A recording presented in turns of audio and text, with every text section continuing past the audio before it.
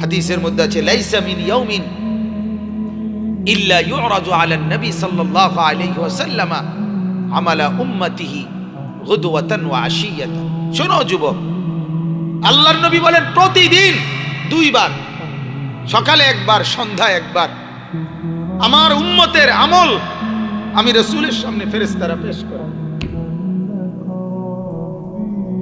হায় হায়, নবীর সামনে তোমার নাম উচ্চারণ হয়, ফেরেশতা বলে ইয়া রাসূলুল্লাহ একটা সিজদা দেয় নাই, একটা সিজদা দেয় নাই। আল্লাহর নবী তখন বলে হায় আমার উম্মত, আমার 23টা বছরের দিবানিশির এই মেহনতের কোনো কদর করলি না? 23 বছরের আমার এত কষ্টের কোনো কদর হলো না?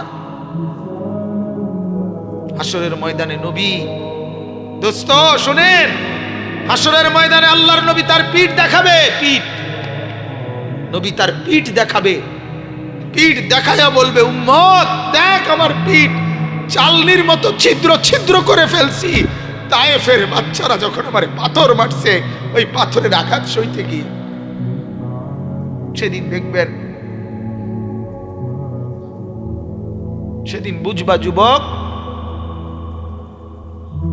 নওজোয়ান, তোমাদের জন্য কাঁদার কেউ নাই, তোমাদের জন্য ভাবার কেউ নাই। মা বাপ ছেড়ে দিছে তোমারে, যা বাবা নষ্ট হয়ে যা।